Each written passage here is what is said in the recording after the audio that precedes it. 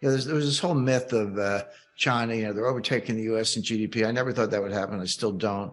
Um, they're going to be on the cutting edge technology, AI, quantum computing, et cetera. Their military is growing fast. It's all not true. I mean, yeah, okay, they've made technological advances, give them credit. They are building up the military. But I mean, they've got one aircraft carrier and it doesn't go anywhere. It sails around for show. They're still training pilots to land on the things. But China has much worse problems and much more embedded problems. So we all know about the real estate collapse. And the communist leadership keeps saying, well, throw them a little stimulus or force the banks to give the developers some loans to finish the homes. So they have a different mortgage system in China. There, you borrow the money and you sign the mortgage note, but there's no house. The developer takes the money and builds the house and delivers it to you, and then you move in. But you've already signed the note. What happened was, it's kind of like FTX. The developers were taking the money and using it, either stealing it or using it to prop up other enterprises and not delivering the homes, particularly when real estate values started to collapse. And by the way, the supply chain shortages kicked in. So there were kind of mini riots and protests over that. So they're like, we'll call the bank, well, okay, now lend the developers some money so they can finish the homes so we don't have a riot from mortgagors who didn't get their homes.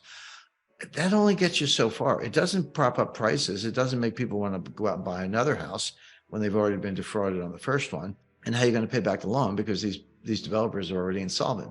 So these are band-aids, so to speak, but that's not going to work. But that's only one of their problems.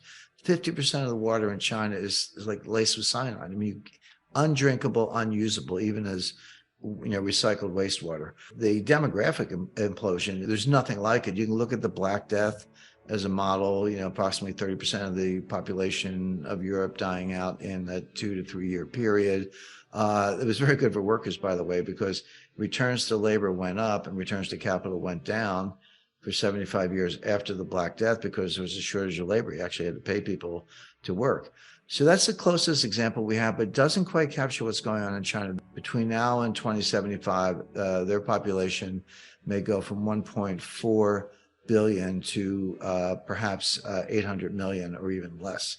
There are fancy equations and descriptions of GDP.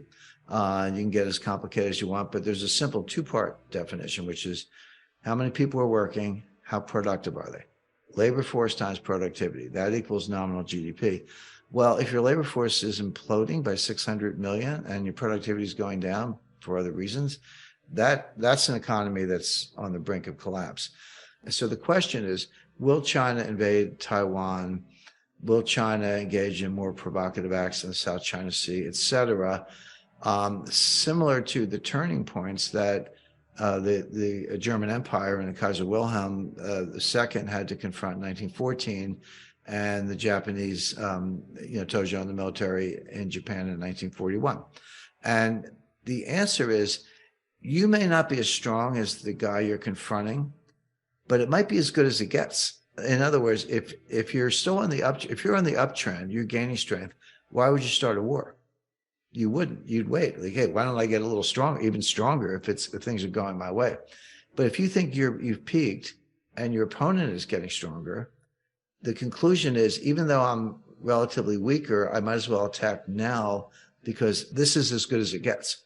And so Japan launched World War II in the Pacific with the attack of Pearl Harbor, and Germany launched World War I in league with Austria and other allies. As the situation escalated in 1914. But the point being, the German Navy wasn't as strong as the Royal Navy, never was, but it was as strong as it was going to get, at least in the short run on a relative basis. So China may be extremely dangerous, but it doesn't mean if things continue, they're taking over the world. They've got environmental, demographic, financial, governance, and other policies that are almost designed to cause the country to collapse. So I guess you can say I'm not bullish on China. Your point about the demographics is a big one in terms of productivity, because dementia, Parkinson's disease, and Alzheimer's are all highly correlated with age. It's just a fact. And all three of those diseases are progressive, meaning they get worse and they're not curable. So not only is the population declining, but when you look at the age cohorts, the older population is increasing. So you have a declining overall population with an increasing cohort of people who are going to be in their 70s, 80s, and 90s. By the way, same thing in Japan, same thing elsewhere around the world. We don't have to pick on China. So now your cohort of, say, 25 to 54 prime working age is shrinking as a percentage of the whole because the population's aging. But more and more of those workers, again, between 25 and 54, have to be involved in home care, basically taking care of the older people. And that is a very worthy occupation, but it does not lend itself to productivity gains. Taking a bath hasn't changed in 5,000 years. In 1870, we got indoor plumbing, hot water, great. That's a big deal. But that was the last technological improvement in bathing. So the older population is increasing as a percentage, which it is, and more of the working age population have to take care of the older population, which they do. Robots don't do baths. It's got to be a caretaker, caregiver. Then your available prime working age population is shrinking even more. So again, this is another indicator of coming economic collapse.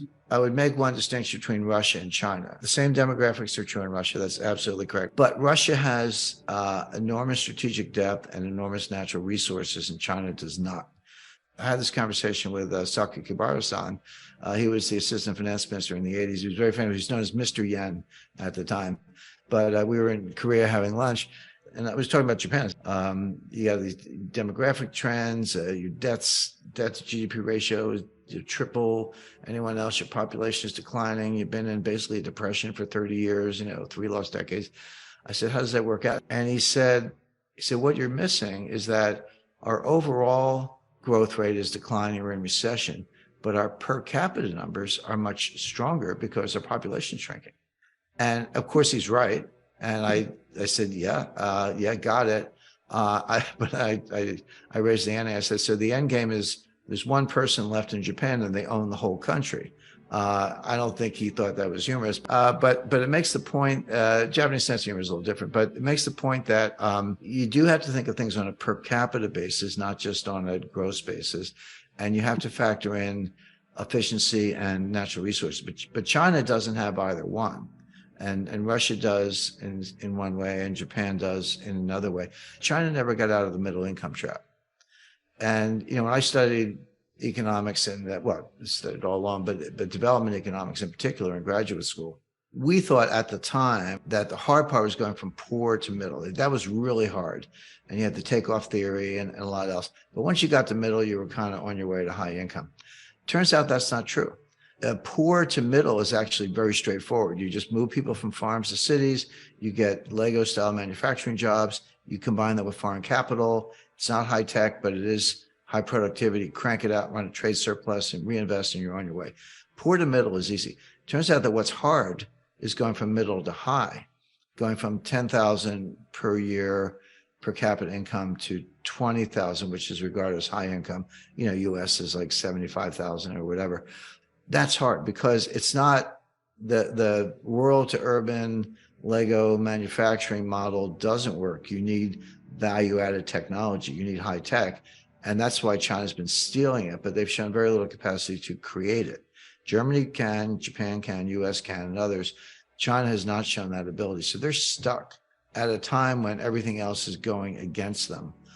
Japan can muddle through, Germany can muddle through a little bit. China has no way out.